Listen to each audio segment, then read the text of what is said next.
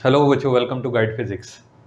बच्चों, आज की क्लास में ना हमने कवर करना है how to calculate instantaneous velocity.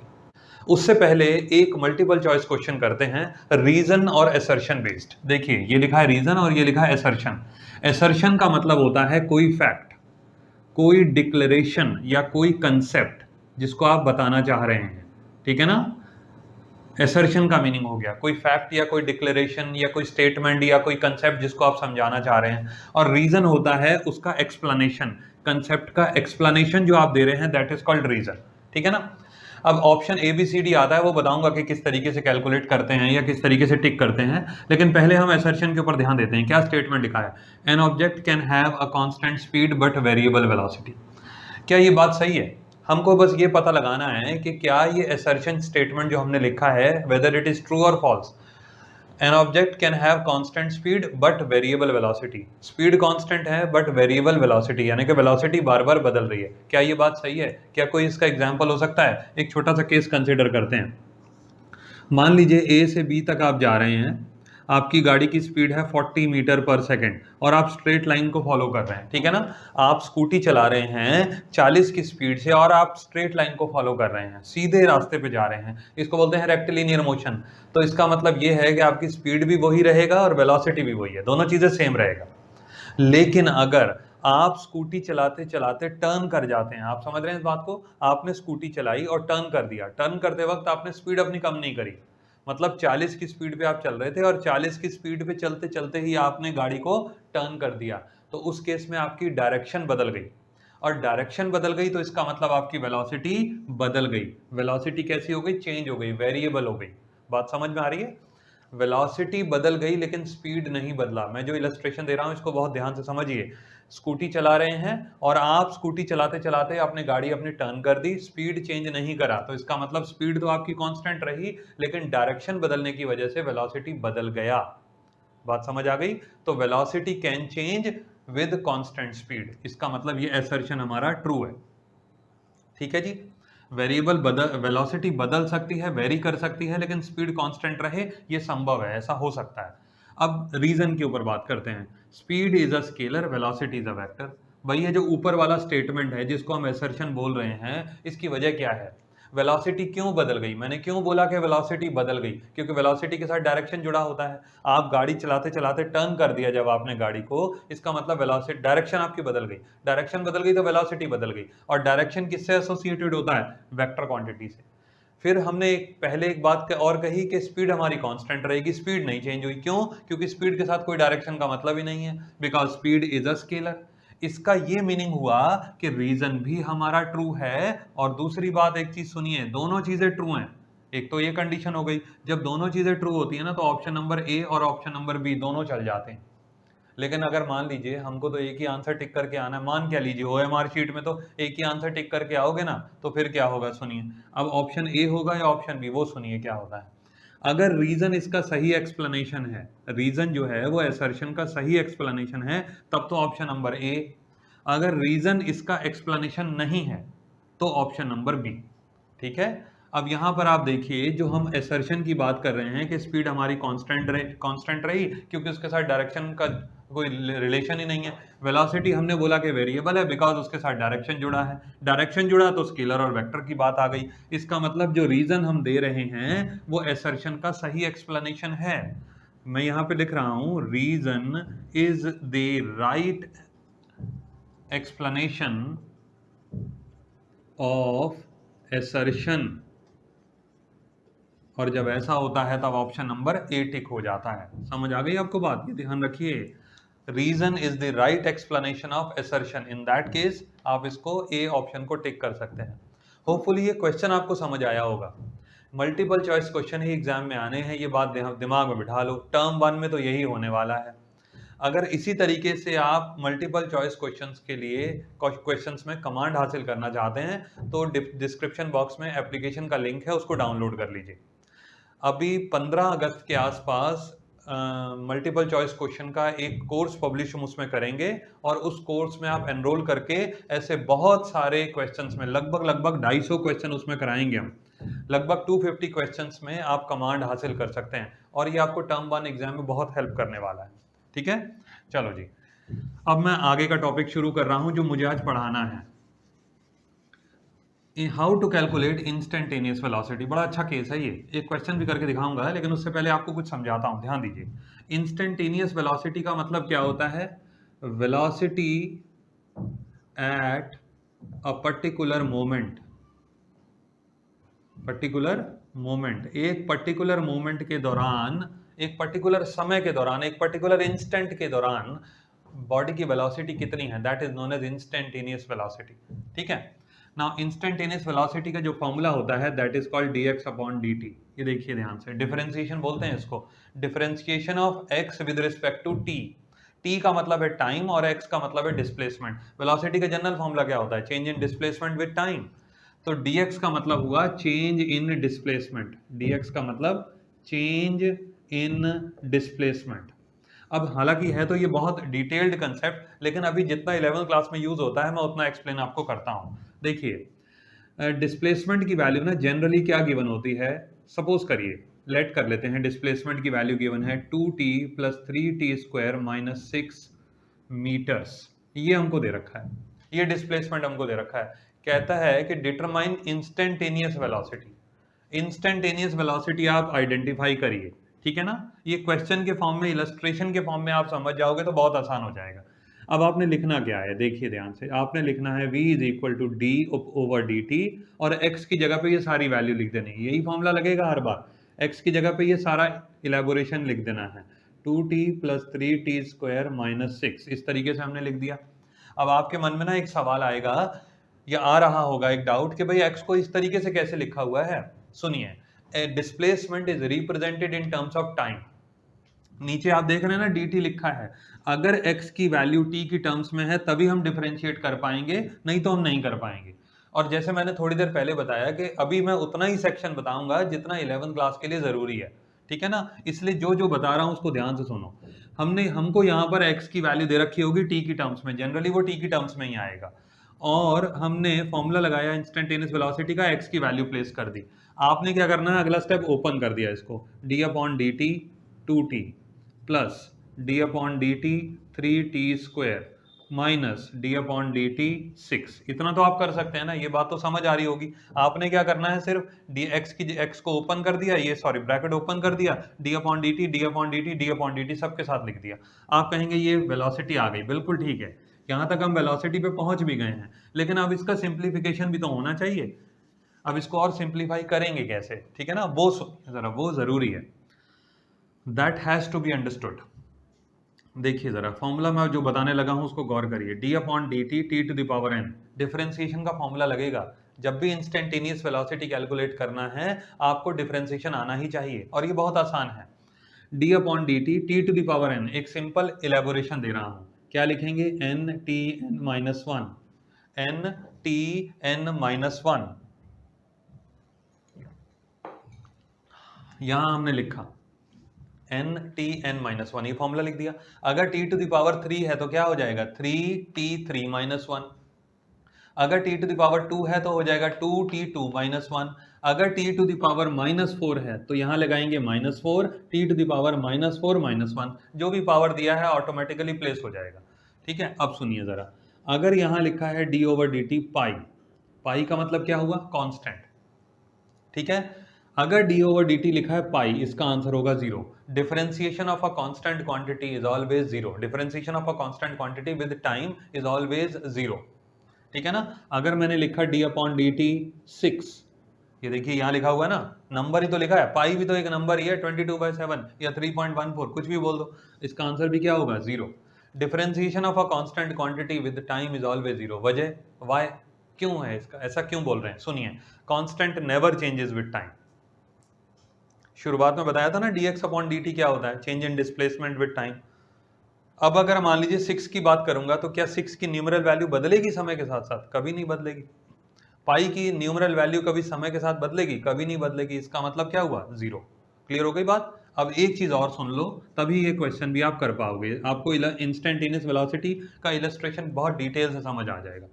अब मैंने लिखा d upon d t 3t to the power minus 8, late से मैंने ऐसे लिखा, ये थोड़ा सा समझना जरूरी है, 3t to the power minus 8 है ना। अब यहाँ पे t वेरिएबल भी लिखा है, पावर भी दिया हुआ है, उसके साथ एक नंबर भी लिखा है, तो इस नंबर को आपने बाहर लिख लेना है, 3 को आपने बाहर कर देना है, ठीक है। आपने लिखा बाहर, जब ये 3 को बाहर कर दिया तो t टू द पावर -8 बचा। अब -8 के साथ ये फॉर्मूला लगा दो, -8 t टू द पावर -8 -1, बस इसकी सॉल्विंग हो जाएगी आगे। तो बात समझ में आ रही कैसे कर रहा हूं मैंने बोला कि अगर वेरिएबल के साथ कोई नंबर लिखा होता है ना, उस नंबर को बाहर कर दो और t टू द पावर -8 रह गया, उसमें ये वाला कंसेप्ट लगा दो, -8 t टू द पावर -8 -1, ठीक है ना। नाउ अभी यही प्रोसीजर हमको यहाँ लगाना है, सुनिए जरा। वेलोसिटी की वैल्यू क्या हो जाएगी, ये 2 लिखा है बाहर कर दो, 2 dt अपॉन dt, यहाँ पे 3 लिखा है बाहर कर दो, 3 dt स्क्वायर ओवर dt, ये देखिए बाहर आ गया 3, माइनस ये तो कांस्टेंट है, कांस्टेंट का डिफरेंशिएशन हो जाता है 0, ठीक है ना। तो v इज इक्वल टू 2, अब dt से dt इग्नोर कर दो, दोनों सेम टर्म है यहाँ, तो ये तो बहुत ही आसान है, तो डायरेक्टली 1 कर दो, +3। अब बताइए t स्क्वायर का क्या बनेगा, यहाँ पे 3 तो हमने बाहर कर दिया, t स्क्वायर का देखिए क्या लिखा है, पहले पावर लिखी जाएगी, यानी कि 2t 2 - 1। अब v is equal to 2 plus 2 into 3 क्या हुआ 6, t ये क्या हो गया 1, तो वेलोसिटी को लिख सकते हो 2 + 6t। अब सुनिए, वेलोसिटी की वैल्यू आई 2 + 6t। अब वेलोसिटी का यूनिट क्या होता है, मीटर पर सेकंड। अगर डिस्प्लेसमेंट में क्वेश्चन में लिखा है डिस्प्लेसमेंट मीटर्स में है और टाइम सेकंड्स में है, तब आप लिख देना यहाँ पे मीटर पर सेकंड। अगर क्वेश्चन में लिखा है सेंटीमीटर पर आवर, सेंटीमीटर और मिनट में दिया हुआ है, टाइम मिनट में है और डिस्टेंस हमारा या डिस्प्लेसमेंट हमारा सेंटीमीटर में है, तो सेंटीमीटर पर मिनट आ जाएगा। और अगर कुछ भी गिवन नहीं है तो लिख देना यूनिट्स, ठीक है ना। ध्यान दीजिएगा, अगर कुछ भी गिवन नहीं है तो सिर्फ यूनिट्स लिख दो। अब वेलोसिटी की वैल्यू आ गई 2 + 6t। Now this is the expression for instantaneous velocity. समझ आया कैलकुलेट कैसे करते हैं। v is equal to 2 + 6t हो गया। यहाँ पर एक केस और बताता हूँ। अब कई बार क्वेश्चन आता है calculate v when t is equal to 3 seconds। Calculate v when t equal to 3 seconds question में आ गया हमारे पास। अब हमने ये तो वेलोसिटी निकाल दिया, this is the general value, ये जनरल एक्सप्रेशन फॉर वेलोसिटी है ना। इसको तो यही बोलोगे कि भाई ये जनरल एक्सप्रेशन है वेलोसिटी का। अब क्वेश्चन में एक चीज और उसने बोल दी कि वेलोसिटी कितनी होगी जब टाइम की वैल्यू 3 सेकंड्स है। तो उस केस में क्या करना, सुनिए, v is equal to 2 + 6 into 3। Time जहां जहां t आ रहा है ना, वहां वहां 3 पुट कर दो, तो v is equal to 2 + 18, answer आ गया हमारा 20 मीटर पर सेकेंड। अगर मीटर पर सेकेंड है तो चल जाएगा, कुछ भी गिवन नहीं है तो यूनिट्स लिख के आ जाना। तो 20 metre per second, velocity at 3 seconds, velocity when t equal to 3 becomes 20 metre per second. जब टाइम की वैल्यू 3 सेकेंड होगा तो वेलोसिटी का वैल्यू हमारा 20 मीटर पर सेकेंड आएगा। अब एक चीज और बताता हूं, बड़ा अच्छा क्वेश्चन है वो भी, सुनिए। कैलकुलेट वेलोसिटी एट, बल्कि एक काम करते हैं और सिंपल इसको कर देते हैं, कैलकुलेट इनिशियल वेलोसिटी। लो जी, क्वेश्चन में हमसे क्या पूछ रहा है, कैलकुलेट इनिशियल वेलोसिटी। समझ आ गई बात। अब इनिशियल वेलोसिटी कैसे कैलकुलेट करते हैं, बड़ा अच्छा पॉइंट है ये भी। इनिशियल वेलोसिटी कैलकुलेट करने का मतलब ये है कि स्टार्टिंग वेलोसिटी, जब हमारा प्रोसेस शुरू हो रहा है तो बॉडी की वेलोसिटी कितनी है, और जब कोई प्रोसेस शुरू होता है ना उस समय टाइम की वैल्यू लेते हैं 0। बस कई बार तो क्वेश्चन में लिख के आ जाता है कि calculate calculate the velocity when time equal to 0 seconds, but कई बार उलझाने के लिए क्वेश्चन लिख के आता है कैलकुलेट इनिशियल वेलोसिटी। तो उस केस में याद रखो कि टाइम की वैल्यू 0 लेनी है। अब टाइम की वैल्यू 0 प्लेस कर दो, तो v इज इक्वल टू क्या बन जाएगा, 2 + 6 इंटू 0। आंसर क्या बना, 2 metre per second. Initial velocity को रिप्रेजेंट किससे करते हो, u से, तो u की वैल्यू आ गई 2 metre per second. This is called initial velocity. Hopefully समझ आ रहा होगा ये पॉइंट। अब एक चीज और भी बता देता हूँ साथ साथ, क्योंकि इलस्ट्रेशन चल रहा है तो आपको ये चीज समझ में भी आ जाएगी।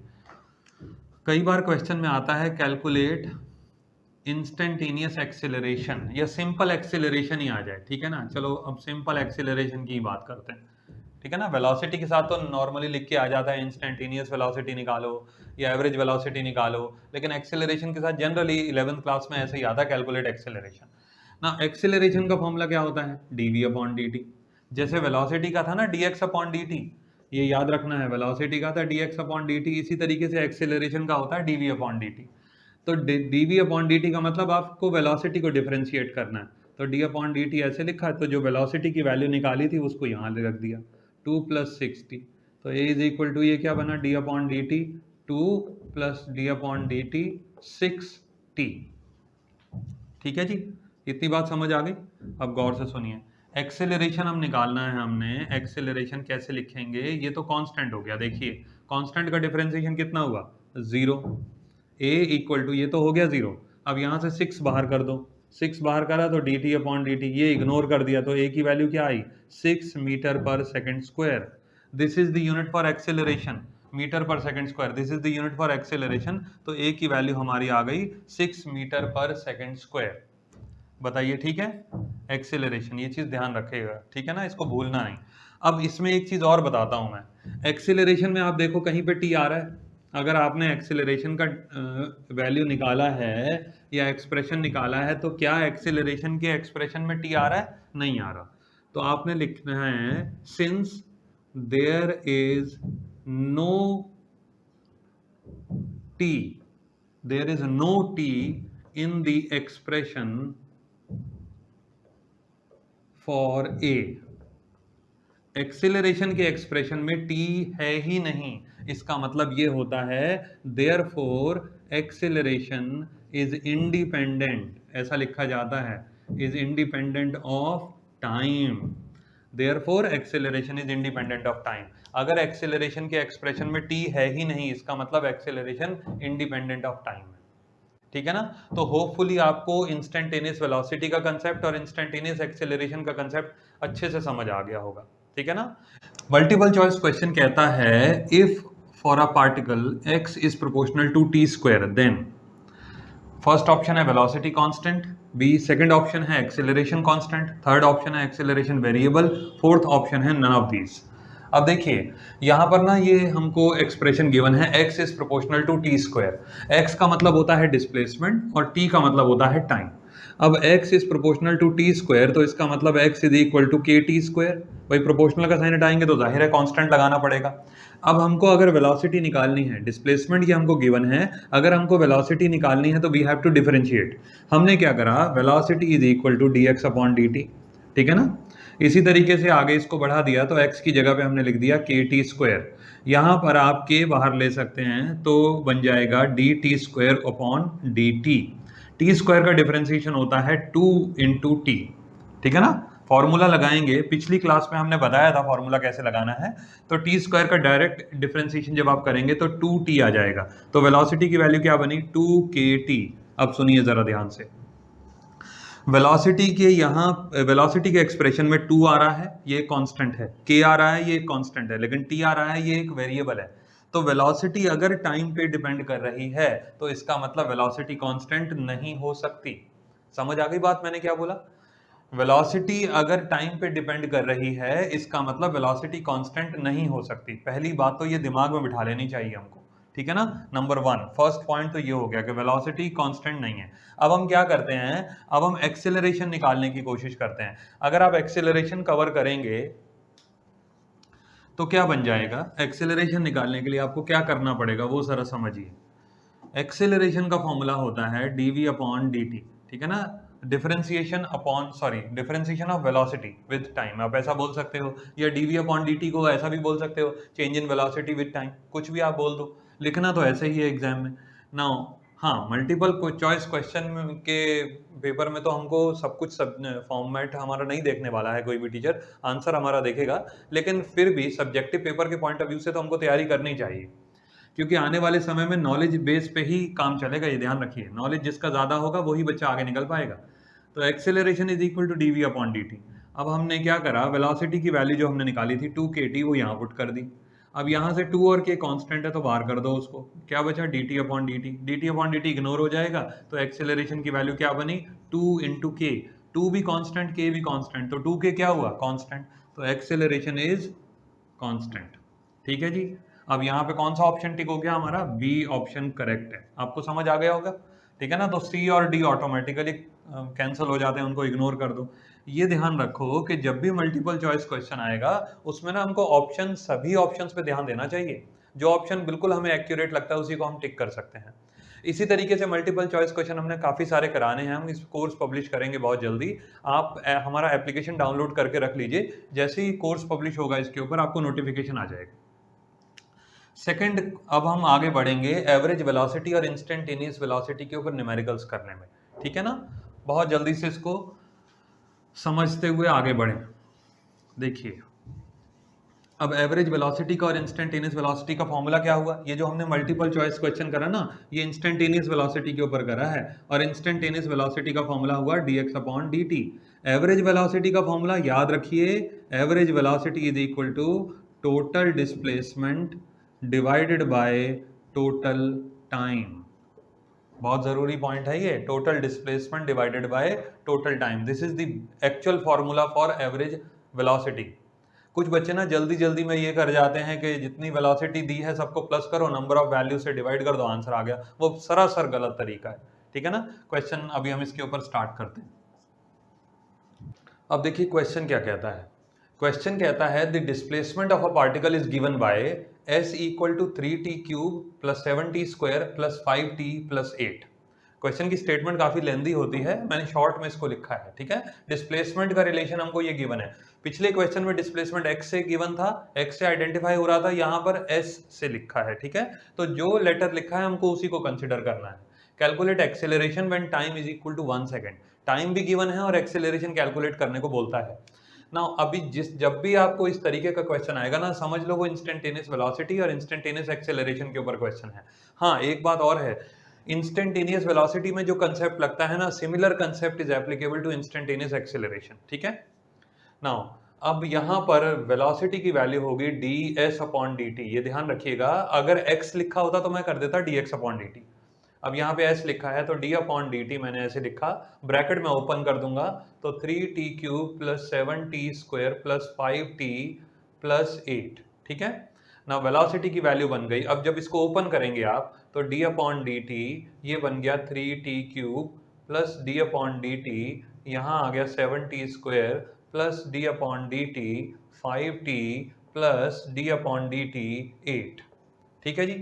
अब यहाँ से आप 3 बाहर कर दो, जब 3 बाहर करोगे तो t क्यूब रह जाएगा। t क्यूब का डायरेक्ट डिफरेंशिएशन होता है 3t स्क्वायर। अब कुछ वैल्यूज डायरेक्ट अप्लाई आप कर सकते हो। यहाँ से हमने 3 बाहर करा तो t क्यूब का हो गया 3t स्क्वायर। यहाँ से हमने 7 बाहर करा तो t स्क्वायर का बन गया 2t। यहाँ से हमने 5 बाहर करा तो dt अपॉन dt हो गया 1, और यहाँ पे है कांस्टेंट, तो कांस्टेंट का डिफरेंशिएशन 0। वेलोसिटी बन गई 3 into 3 9 t square plus 7 into 2 14t plus 5। This is the velocity. हमको क्या चाहिए, हमको एक्सेलरेशन चाहिए। तो एक्सेलरेशन कैलकुलेट करने के लिए हमको वेलोसिटी को दोबारा से रीडिफरेंशिएट करना पड़ेगा। अब मैं यहाँ से थोड़ा सा रब कर देता हूँ। देखिए, एक्सेलरेशन हमारा बन जाएगा dv upon dt and that becomes 9t square d upon dt 9t square plus 14t plus 5। अब इसको ना डायरेक्ट आप डिफरेंशिएशन करने की हैबिट बना लो। एक्सेलरेशन ये देखिए 9 बाहर आएगा तो t स्क्वायर का क्या बन गया 2t, 14 बाहर आएगा तो dt अपॉन dt 1, ठीक है ना। 5 का डिफरेंशिएशन क्या हो जाएगा 0। अभी ये स्टेप ऑब्जेक्टिव पेपर है तो हम अपने साइड में एक पेपर पे सॉल्व करते हैं, फटाफट हम आंसर टिक कर देते हैं। सब्जेक्टिव पेपर होता तो हमको पूरा स्टेप बाय स्टेप फॉलो करना होता, ठीक है ना। इसलिए ध्यान रखें, ये जब आप इसे ओपन करेंगे 9t स्क्वायर के साथ d ओवर dt लिखेंगे, 14t के साथ d ओवर dt लिखेंगे, 5 के साथ d ओवर dt लिखेंगे तो स्टेप वो बढ़ जाएगा। मैंने यहाँ पे डायरेक्ट कर दिया है। 9 इंटू 2 कितना हुआ 18t प्लस 14। अब t का वैल्यू कितना गिवन था 1, तो t की वैल्यू जब आप 1 पुट करेंगे तो acceleration will become 18 into 1 plus 14, ठीक है ना जी। 18 और 14 कितने हो गए 8 और 4 12, 1 2 3 32 मीटर पर सेकंड स्क्वायर। अब यहाँ पे ना मैंने मीटर पर सेकंड स्क्वायर क्यों लिखा, सुनिए। मैं एज्यूम करके चल रहा हूँ कि डिस्प्लेसमेंट की यूनिट मीटर में गिवन है और टाइम की यूनिट सेकंड्स में गिवन है, तो ये ऑटोमेटिकली मीटर पर सेकंड स्क्वायर आएगा, ठीक है ना। अगर गिवन नहीं होती, मैंने तो एज्यूम कर लिया आपको समझाने के लिए, लेकिन अगर यहाँ गिवन होता किलोमीटर तो मैं लिख देता किलोमीटर पर सेकंड स्क्वायर। यहाँ कुछ भी गिवन नहीं होता तो मैं लिख देता यूनिट्स, ठीक है ना। तो एक्सेलरेशन की वैल्यू बनी 32 मीटर पर सेकंड स्क्वायर। होपफुली ये पूरा क्वेश्चन आपको अच्छे से समझ आ गया होगा। बहुत जरूरी स्टेप्स हैं इसमें, छोटे छोटे बारीक स्टेप्स हैं, उनका आप ध्यान रखें। नेक्स्ट क्वेश्चन पे हम आगे बढ़ते हैं। स्क्रीनशॉट ले लो बेटा जल्दी से। अब अगला क्वेश्चन बेटा बहुत अच्छा है, बहुत ही बढ़िया क्वेश्चन है ये वाला। देखिए, the relation t equal to under root x plus three, under root केवल x के साथ है, 3 सेपरेट है, ठीक है।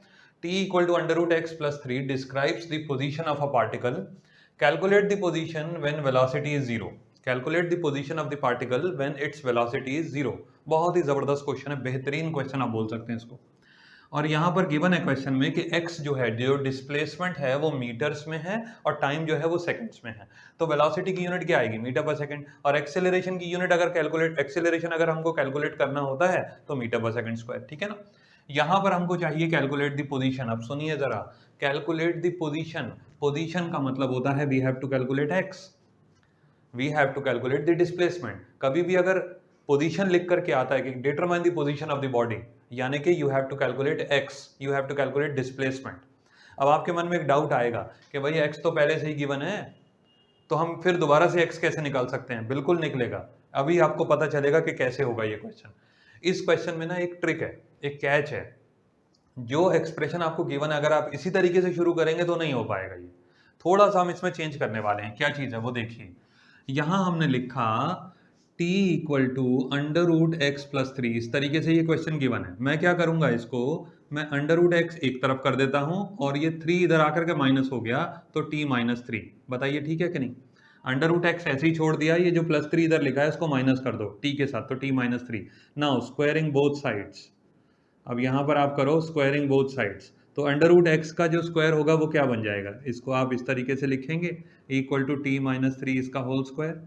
ये बन गया आपके पास x, और ये बन गया t square plus 9 minus 6t, a square plus b square minus 2ab। बताइए ठीक है?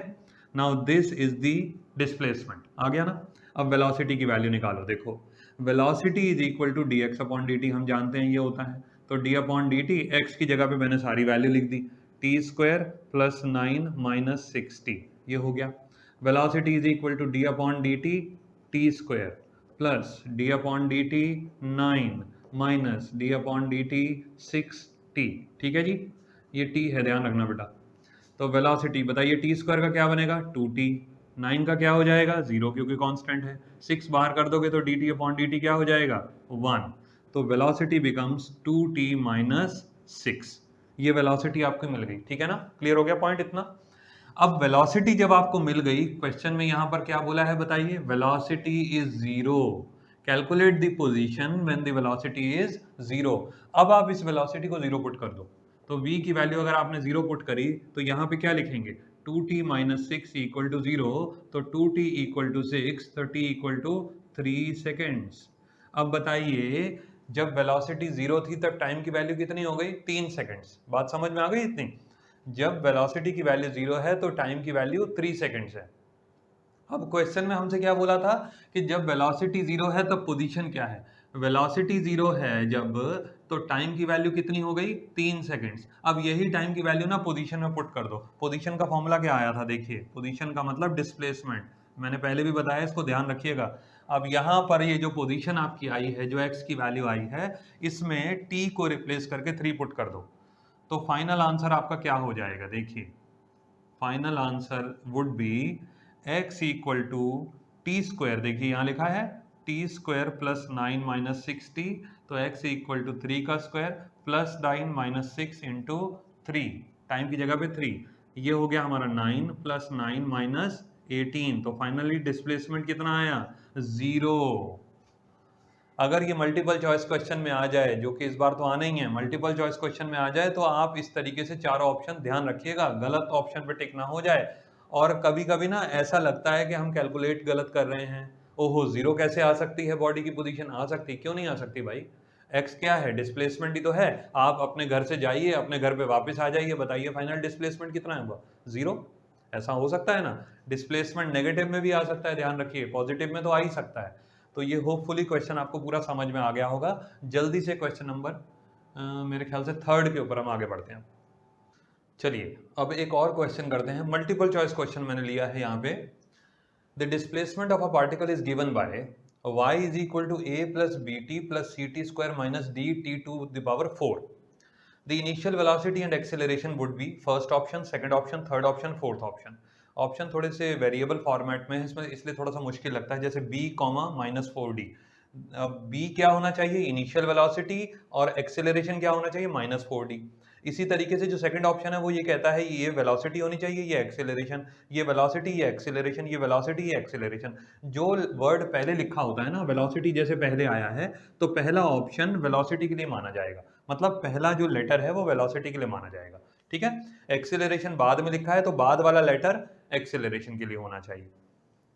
डिस्प्लेसमेंट हमको गिवन है, हमको वेलोसिटी और एक्सेलरेशन निकालना है। कैसे करेंगे देखिए यहाँ पर, now y is equal to, यहाँ पर हमको y की वैल्यू गिवन है a plus b t plus c t square minus d t to the power 4। अब सबसे पहले तो वेलोसिटी कैलकुलेट करते हैं, dy अपॉन डी टी। भाई ये ध्यान रखना बच्चों, अगर x दिया है तो dx अपॉन डी टी लिख देना, y दिया है तो dy अपॉन डी टी, और s दिया है तो ds अपॉन डी टी। होता सब कुछ एक जैसा ही है, ठीक है ना, केवल यहाँ लेटर वही लिखना जो क्वेश्चन में गिवन हो। dy अपॉन डी टी हमने कर दिया। अब यहाँ हो गया d upon d t, a plus b t plus c t square minus d t to the power 4।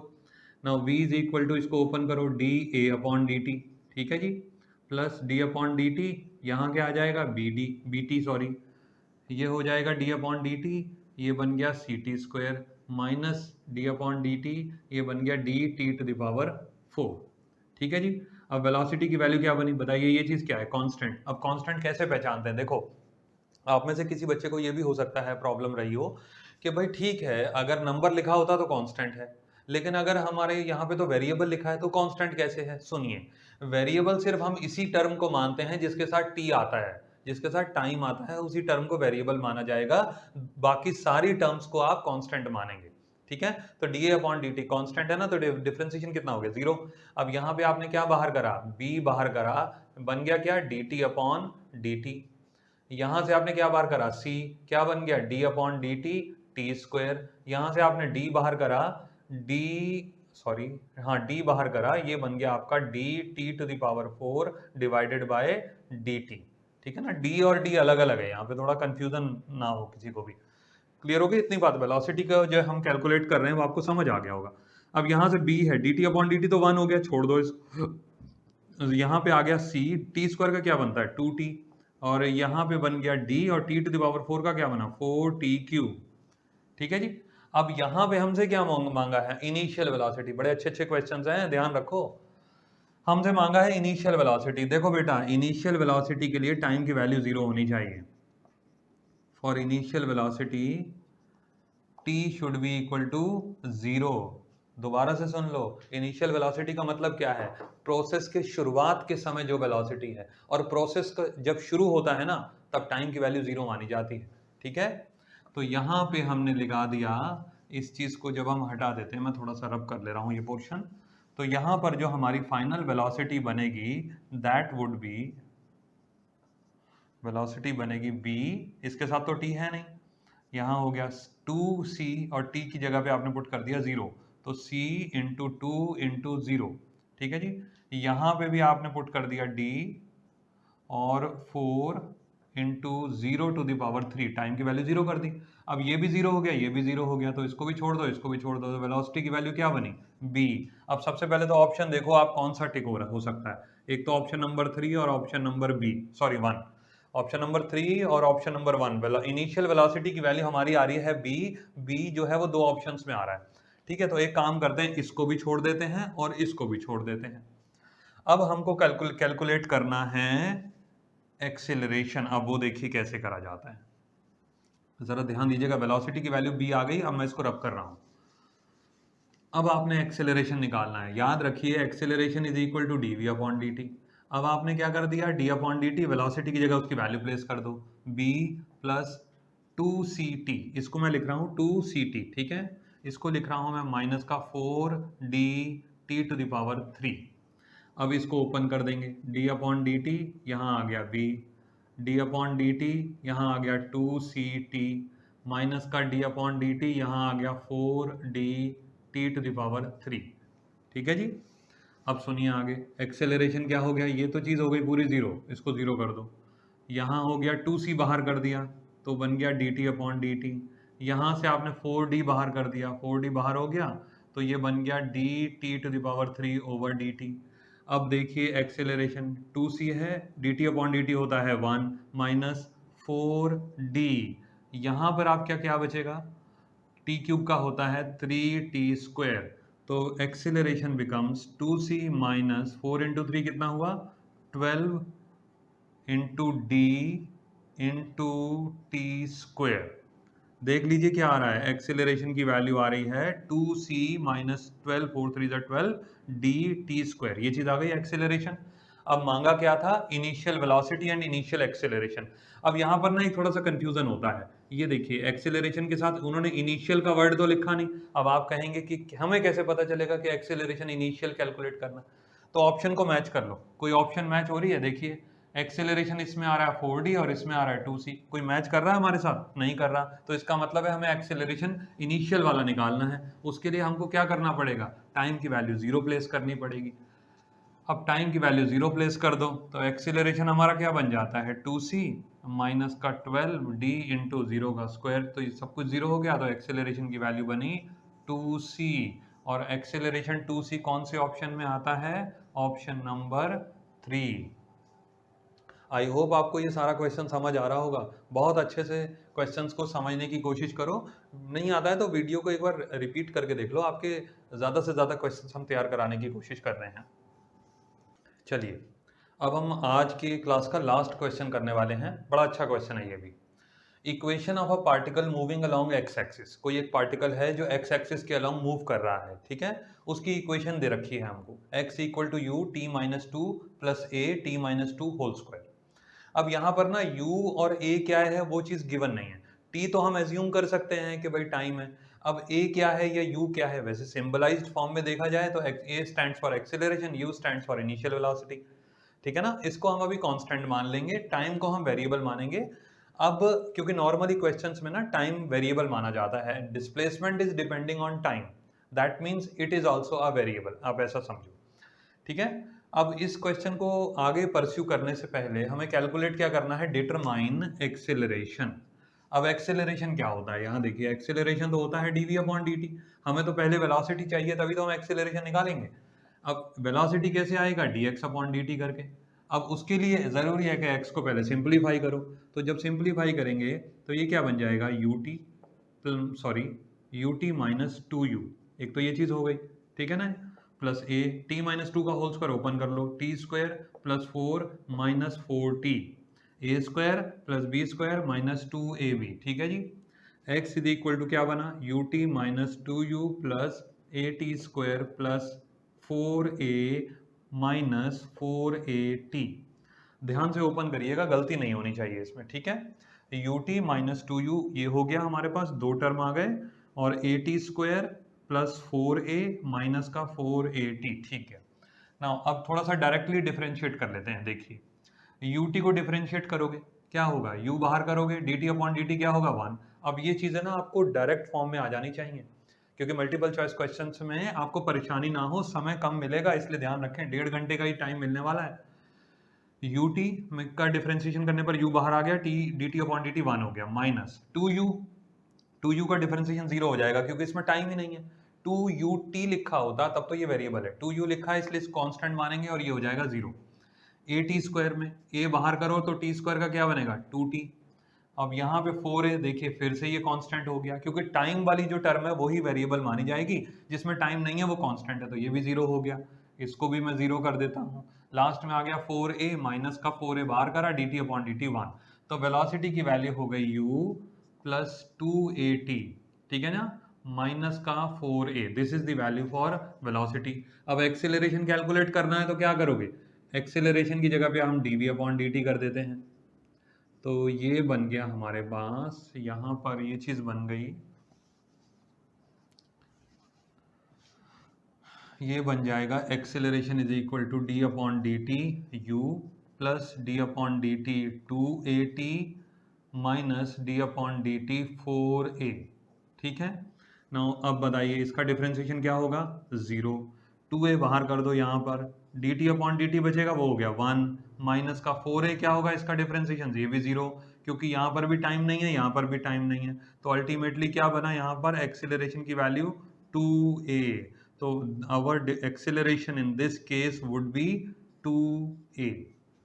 और क्वेश्चन कहता है a car moving on a straight road covers 1/3 of a certain distance with 20 km/h and the rest with 60 km/h. The average speed is option 1 2 3 4। चार option दिए हुए हैं, value सामने लिखी हुई है, हमको आइडेंटिफाई करना है विच वन इज करेक्ट। ठीक है, सबसे पहली बात, एवरेज स्पीड का फॉर्मूला क्या होगा?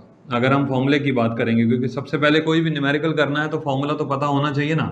Average speed is equal to total distance divided by total time. ये तो ध्यान रखना है। अगर एवरेज वेलोसिटी होती, जैसे यहाँ पर ना एवरेज स्पीड और एवरेज वेलोसिटी दोनों चीजें लेनी है, मैं न्यूमेरिकल्स आपको मिक्स करके कराऊंगा। एवरेज स्पीड मांगा जा सकता है किसी में, किसी चीज में एवरेज वेलोसिटी मांगा जा सकता है। तो एवरेज स्पीड में हमेशा टोटल डिस्टेंस लगाएं और एवरेज वेलोसिटी में हमेशा टोटल डिस्प्लेसमेंट लगाएं। ठीक है ना, बाकी सब कुछ सेम है। अब सुनिए क्वेश्चन क्या कहता है हमारे पास। कार हमारी मूव कर रही है स्ट्रेट रोड पे, ठीक है जी। It is covering 1/3 of a certain distance with 20 km/h। 1/3 distance जो है उस समय स्पीड उसकी कितनी है? 20 km/h। फर्ज करिए यहां से लेकर के ए से लेकर के बी तक बॉडी जा रही है, वो कार जो है वो ए से बी तक जा रही है। कितनी दूरी ले लें इसकी? x। अब यहाँ पे km/h दिया है तो मैं ऐसा करता हूँ, इसको किलोमीटर ले लेता हूँ। भाई लेट कर लीजिए कि ए से बी तक कार ने जो डिस्टेंस ट्रेवल किया वो हो गया x। अब 1/3 की बात हो रही है तो यहाँ पर एक पॉइंट ले लेते हैं c, और ये डिस्टेंस हो गया x/3। तो जो रिमेनिंग डिस्टेंस हो गया c और b के बीच में वो हो गया 2x/3। देखिए समझ आती है कि नहीं? भाई सिंपल सा लॉजिक है कि अगर 1/3 डिस्टेंस हम x में से 1/3 लेस कर देंगे तो क्या बनेगा? 2x/3, 2/3 बचेगा। अब x/3 जब डिस्टेंस है तब तो स्पीड है 20 km/h।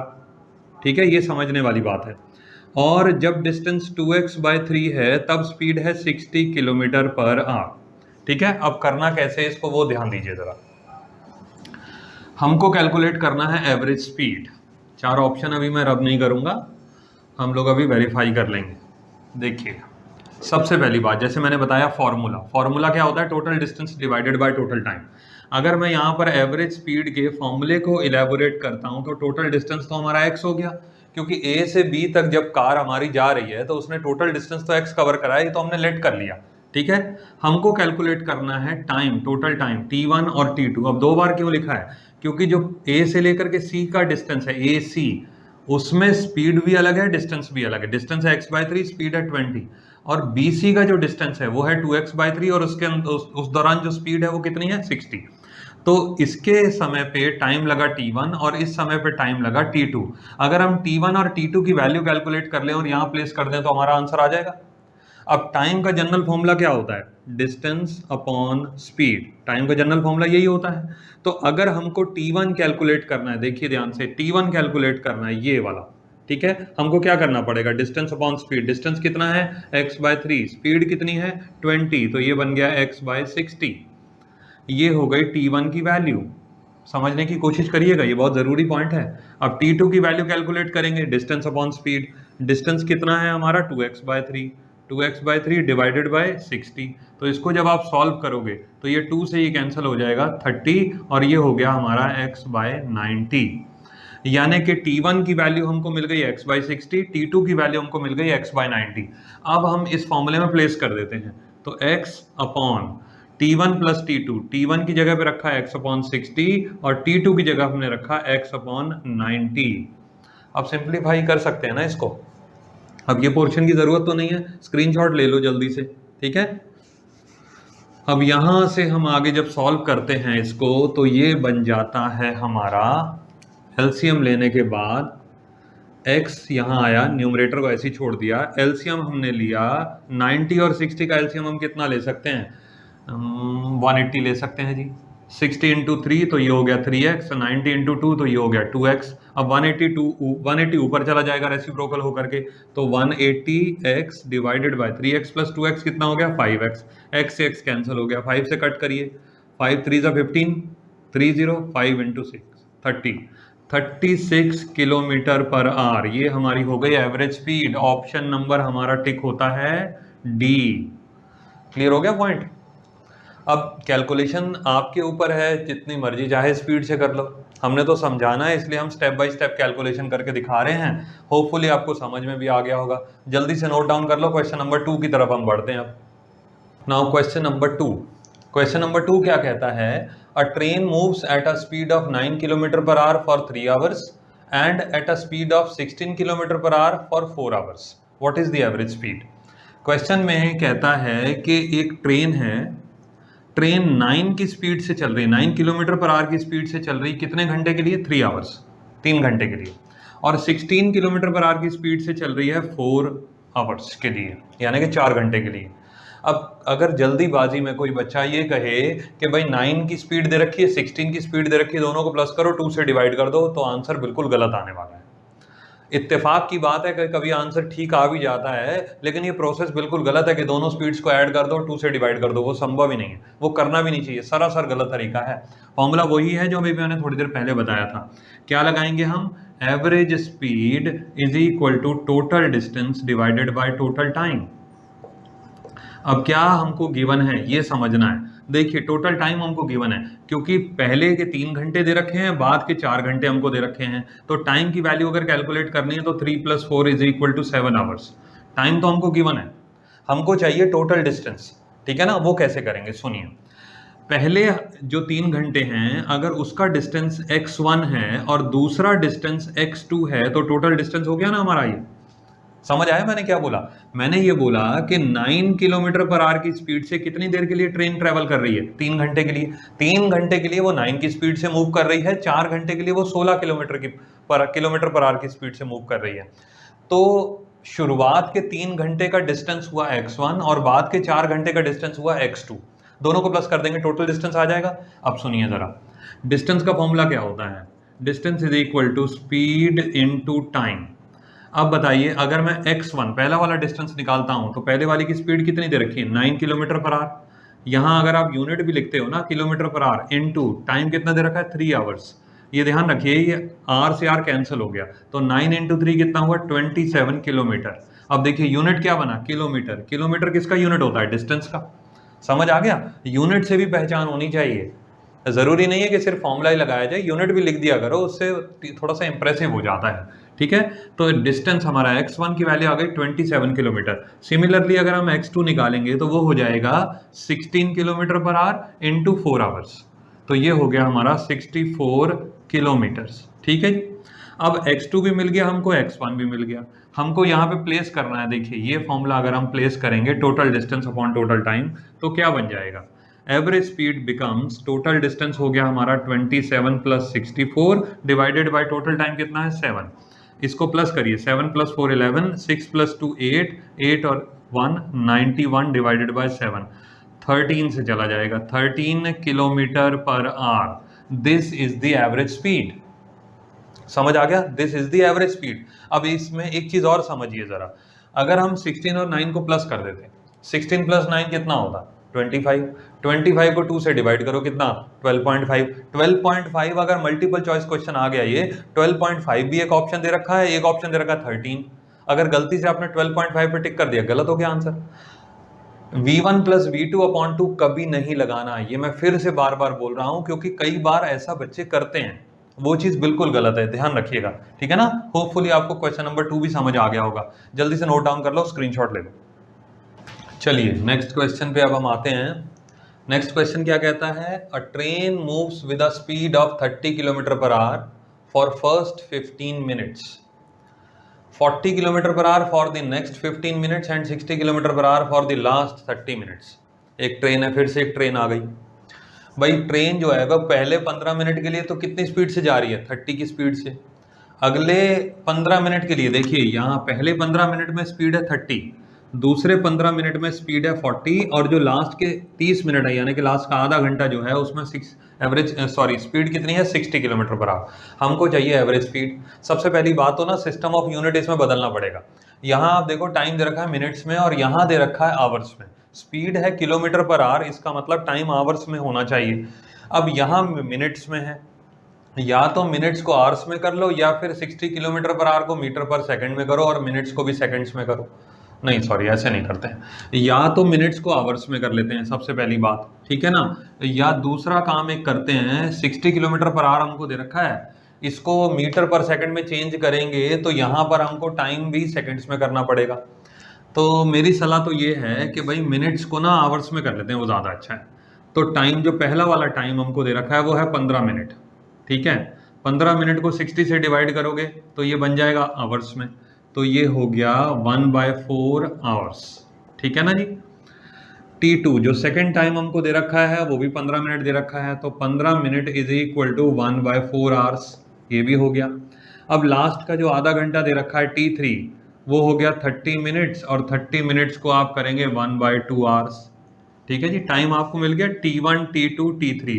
अगर मैं टोटल टाइम लिखता हूं सबसे पहले तो क्या करना पड़ेगा, T1 plus T2 plus T3 तीनों को प्लस कर दो, 1/4 प्लस 1/4 प्लस 1/2, तो फाइनली ये कितना बन जाएगा हमारा, ये हो गया 1/2, 1/2 प्लस 1/2 1, डायरेक्ट कर सकते हैं। चलो मैं एलसीएम करके दिखा देता हूँ, 1 प्लस 1 प्लस 2 ये हो गया 4/4, तो टाइम की वैल्यू, टोटल टाइम की वैल्यू बन गई 1 आवर, ठीक है। टाइम तो हमको मिल गया, क्योंकि एवरेज स्पीड में हमको चाहिए क्या, total distance upon total time.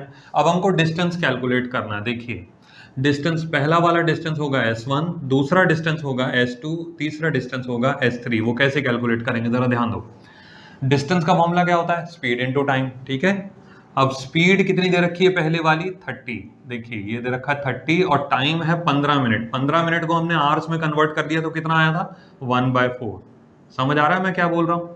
पहले वाले का जो स्पीड है वो है 30, और पहले वाले का जो टाइम है वो है 1/4, तो स्पीड इंटू टाइम ये हो गया हमारा पहला डिस्टेंस, 30 इंटू 1/4 किलोमीटर्स में आएगा ये, क्योंकि यहाँ देखिए किलोमीटर पर आर है और यहाँ दे रखी है आर, आर से ये पर आर कैंसिल हो जाएगा, किलोमीटर बनेगा, तो 30/4 ये बन गया हमारा 7.5 किलोमीटर। पहला डिस्टेंस तो ये आ गया। दूसरा डिस्टेंस कैलकुलेट करने के लिए स्पीड कितनी है, देखिए दूसरी वाली स्पीड है 40 इंटू दूसरा वाला टाइम कितना हमको दे रखा है वो भी 1/4, तो 1/4 ये बन गया 10 किलोमीटर्स, ठीक है।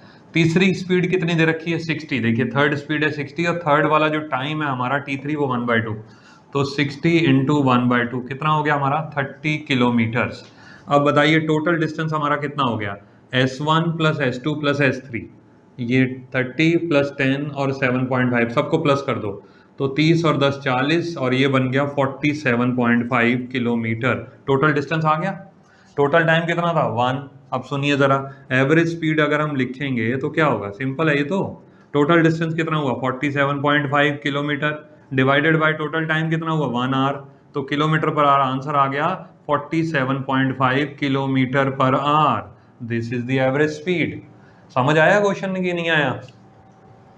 क्वेश्चन को ना एक बार तो पहले जब रीड आउट करते हो तो एक बार वीडियो पॉज करा करो और खुद करने की कोशिश करा करो, हो जाता है तो बहुत अच्छा, नहीं होता है तो फिर सारा प्रोसेस आप देख लो और अपने अगर कहीं गलती हुई है उसे रेक्टिफाई कर लो, ठीक है जी। जल्दी से स्क्रीनशॉट ले लो। नेक्स्ट क्वेश्चन पे आते हैं। चलिए नेक्स्ट क्वेश्चन पे आते हैं। बहुत ही जबरदस्त क्वेश्चन है, बहुत ही बेहतरीन क्वेश्चन। ये क्वेश्चन समझ आ गया ना तो समझो एवरेज वेलोसिटी के मैक्सिमम क्वेश्चंस आप आसानी से कर पाओगे। देखिए क्वेश्चन कहता है a body travelling along a straight line covers 1/2 of the total distance with a velocity v0. The remaining part of the distance is covered with a velocity v1 for half the time and the velocity v2 for the other half time. Calculate average velocity. Statement भी confusing है थोड़ी सी, अब जरा ध्यान दो सभी, ठीक है ना। Body travelling along straight line, सबसे पहली बात तो स्ट्रेट लाइन है, और एक बात ध्यान रखो, स्ट्रेट लाइन का अगर केस है ना और बॉडी सिर्फ आगे जा रही है तो जो एवरेज वेलोसिटी होती है वही एवरेज स्पीड भी होती है, ठीक है ना। ये बात ध्यान रखिएगा, स्ट्रेट लाइन हो और बॉडी सिर्फ आगे जा रही हो, एक ही दिशा में जा रही हो, वापस आ गई तो एवरेज वेलोसिटी एवरेज स्पीड अलग अलग हो जाएगा। लेकिन अगर स्ट्रेट लाइन मोशन है और एक ही डायरेक्शन में जा रहा है बॉडी तो एवरेज वेलोसिटी एवरेज स्पीड एक ही जैसा हो जाता है।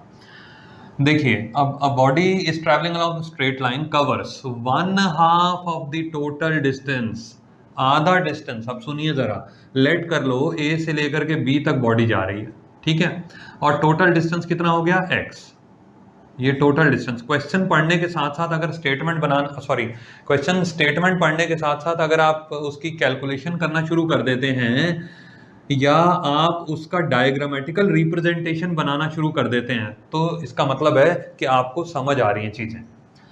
Body covers 1/2 of the total distance with velocity v0। अब देखिए 1/2 ऑफ टोटल डिस्टेंस है x, तो आधा डिस्टेंस कितना हो गया, आधा डिस्टेंस हो गया x/2। ठीक है, अगला ये जो रिमेनिंग हाफ डिस्टेंस हो गया वो भी हो गया x/2। अब ये जो x/2 है, इस दौरान उसकी स्पीड कितनी थी v0, वेलोसिटी कितनी थी सॉरी v0। ठीक है, ये बात समझ आ गई आपको। अब सुनिए जरा, अब रह गया बचा हुआ आधा डिस्टेंस। ठीक है, पहले आधे डिस्टेंस के लिए वेलोसिटी हो गई v0, अब बचा हुआ आधा डिस्टेंस को कैसे करा जा रहा है, the remaining part of the distance is covered with a velocity v1। सुनिए, रिमेनिंग पार्ट के दौरान वेलोसिटी कितनी थी v1, लेकिन अभी अधूरी बात है, v1 वेलोसिटी से रिमेनिंग पार्ट उसने कवर करा, लेकिन आधे समय के लिए, for half the time, and with velocity v2 for the other half time. अब सुनिए इसका मतलब क्या है। अब देखिए यहां पर ना, ये जो पहला हाफ है, फर्स्ट हाफ है, इसमें डिस्टेंस हो गया x/2, वेलोसिटी हो गई v0 और टाइम ले लेते हैं t1। अब एक काम हम ये करते हैं कि ये जो दूसरा हाफ है, इसके दौरान टाइम कितना हुआ t2।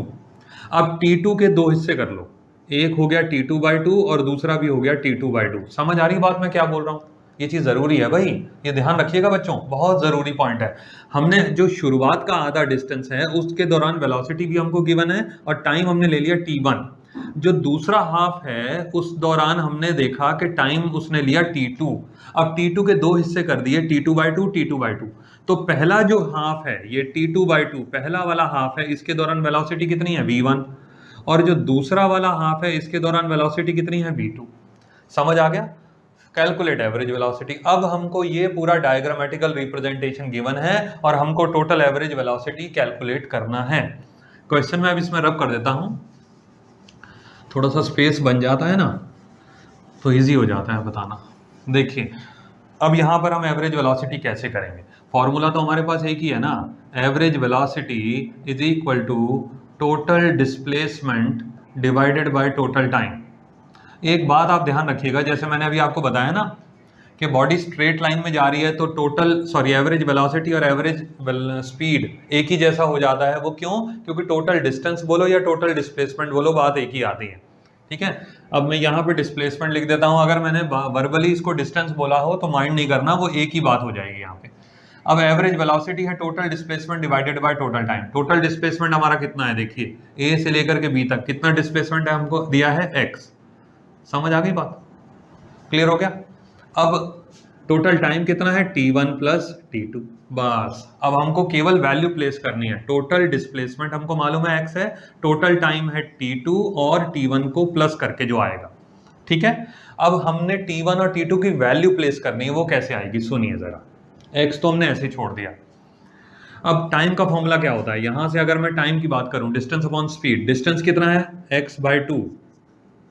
ये देखिए जरा, डिस्टेंस है यहाँ पर x/2 डिवाइडेड बाय क्या हो जाएगा v0। समझ आ रही बात मैं क्या लिख रहा हूँ, मैंने लिखा time is equal to distance upon speed x/2 over v0, तो ये बनेगा क्या, t1 is equal to x/2 v0। v0 बोलो या v0 बोलो, बात एक ही है। यहाँ पे t1 की वैल्यू मिल गई हमको x/2 v0। Are you getting the point or not, ये चीज बहुत जरूरी है बेटा, ये समझ में आना चाहिए। मैंने थोड़ा सा सिंपलीफाई कर दिया है क्वेश्चन को डायग्रामेटिकल रिप्रेजेंटेशन के साथ। हमने टाइम t1 निकाल लिया, अब हमको कैलकुलेट करना है t2। ये t2 ये कैसे आएगा जरा सुनिए, अब इसको रब कर रहा हूं मैं। ये देखिए अब t2 कैसे कैलकुलेट करना है हमने, जरा ध्यान दीजिएगा इस पॉइंट पे। ये टाइम है, ये t2 टाइम के दो हिस्से हमने करे, आधा t2/2 और t2/2, ये फर्स्ट हाफ और ये सेकंड हाफ। फर्स्ट हाफ के दौरान स्पीड कितनी है, वेलोसिटी कितनी है v1। अब इन दोनों को मल्टीप्लाई कर दो और इधर से इन दोनों को मल्टीप्लाई कर दो। वेलोसिटी इनटू टाइम क्या होता है, displacement. Velocity into time gives displacement, तो v1 इनटू t2/2, ये इसको ऐसे लिख लेते हैं t2/2, v1 इंटू t2/2। समझ आ रहा है पॉइंट। दूसरी बात, यहाँ का डिस्प्लेसमेंट निकालो, यहाँ हो गया v2 इंटू t2/2। बताइए ठीक है, देखिए क्लियर होगा। Velocity into time is equal to displacement, velocity into time is equal to displacement. अब ये जो टोटल डिस्प्लेसमेंट आएगा और ये वाला जो टोटल डिस्प्लेसमेंट आएगा, दोनों को प्लस करोगे तो x/2 आना चाहिए ना।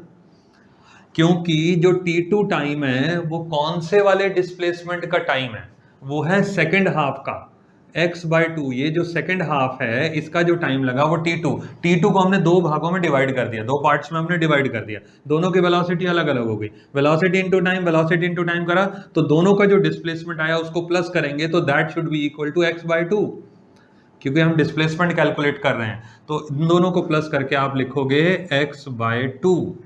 समझ आया क्वेश्चन?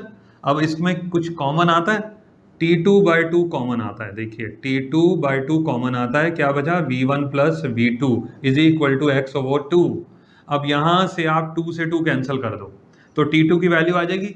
t2 की वैल्यू बनेगी, यहां से मैं t2 की वैल्यू लिखता हूं x divided by v1 plus v2, x divided by v1 plus v2। अब ये t2 आप यहां पुट कर दो, x divided by v1 plus v2।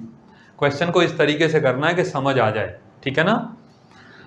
देखिए ध्यान से, अब इसमें आप एलसीएम ले सकते हैं। इतना तो समझ आ गया होगा, कैलकुलेशन इसके आगे भी कर सकते हो, अभी मैं करके दिखाता हूं, इसको मैं रब कर रहा हूं, ठीक है? अब देखिए, अब इसको सिंप्लीफाई कैसे कर सकते हैं हम, यहां पे कर देते हैं, ऐसा करते हैं, ठीक है? नीचे से पहले एलसीएम लेंगे। यहां आया हमने x लिखा, ये वाला x न्यूमरेटर वाला।